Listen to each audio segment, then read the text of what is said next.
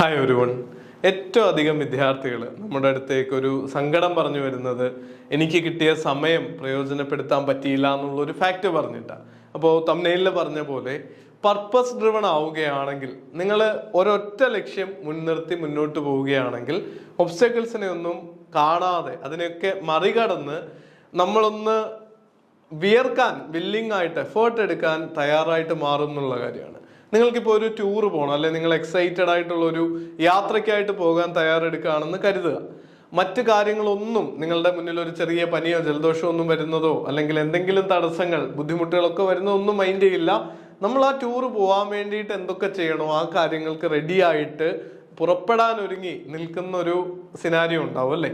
എന്നാൽ പരീക്ഷകളുടെ കാര്യം വരുമ്പോഴോ സെറ്റ് ആകട്ടെ നെറ്റ് ആകട്ടെ നമ്മുടെ ലോങ് ടേം ബാച്ചിലേക്കുള്ള അഡ്മിഷനൊക്കെ തുടരുകയും ഒരുപാട് വിദ്യാർത്ഥികൾ സെലക്ട് ചെയ്ത് പഠിക്കുകയും ലൈവ് ക്ലാസ്സിലൊക്കെ അറ്റൻഡ് ചെയ്യുകയൊക്കെ ചെയ്യുന്നുണ്ട്.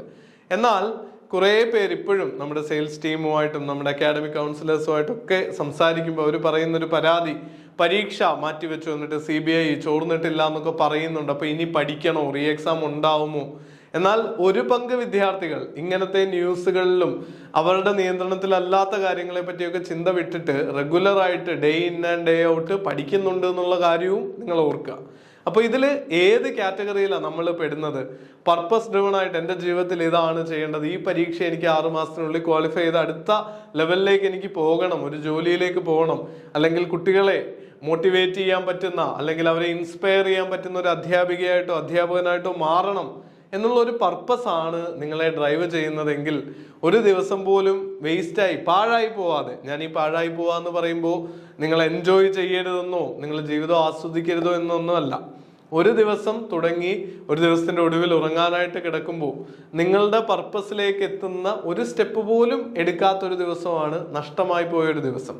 അല്ലെങ്കിൽ നിങ്ങൾ ആത്മാർത്ഥമായിട്ട് സന്തോഷിക്കാത്ത ഒരു ദിവസം, നിങ്ങളൊരു റെസ്റ്റിന് വേണ്ടി മാറ്റിവെച്ച ദിവസമാണെങ്കിൽ പ്രോപ്പർ റെസ്റ്റ് കിട്ടാത്തൊരു ദിവസം, എൻജോയ് ചെയ്യാൻ ഫാമിലിയോടൊപ്പം ടൈം സ്പെൻഡ് ചെയ്യാനാ നിങ്ങളുടെ പ്രിയപ്പെട്ടവരുടെ കൂടെ ചിലവാക്കാനായി തീരുമാനിച്ച ദിവസം, അങ്ങനെ അല്ലാതെ ഒരു ഫോണിൽ മാത്രം നോക്കിയിരുന്ന ഒരു ദിവസം നഷ്ടമായ ദിവസമാണ്. അപ്പോൾ എൻജോയ്മെന്റ് ആണെങ്കിലും റെസ്റ്റ് ആണെങ്കിലും പരീക്ഷയ്ക്കുള്ള തയ്യാറെടുപ്പാണെങ്കിലും കൃത്യമായിട്ടുള്ള ഒരു പർപ്പസ് നിങ്ങൾക്ക് ഉണ്ടാവട്ടെ. പർപ്പസ് ഡ്രിവൺ ആയിട്ട് മുന്നോട്ട് പോകാനാകട്ടെ. അതിനായിട്ട് നിങ്ങൾക്ക് പൂർണ്ണമായിട്ട് സാധിക്കട്ടെ എന്ന് ആശംസിക്കുന്നു. അതോടൊപ്പം നിങ്ങൾക്ക് ഐപ്ലസിന്റെ ഭാഗത്ത് നിന്ന് 138-ലധികം കോഴ്സുകൾ ഇപ്പോൾ അവൈലബിൾ ആണ്. തൊഴിലധിഷ്ഠിതമായിട്ടുള്ള കോഴ്സുകളും നെറ്റും സെറ്റും PSC പരീക്ഷകൾക്കൊക്കെ ഉള്ള ട്രെയിനിങ് അവൈലബിൾ ആണ്. ഡീറ്റെയിൽസ് ഒക്കെ ഡിസ്ക്രിപ്ഷനിലും ആദ്യത്തെ കമന്റിലും ഒക്കെ നോക്കാം. നിങ്ങളുടെ പർപ്പസിലേക്ക് അടുക്കാൻ തീർച്ചയായിട്ടും ഐപ്ലസിന്റെ സപ്പോർട്ടും നിങ്ങളോടൊപ്പം എന്നും ഉണ്ടായിരിക്കും. All the very best. Thank you.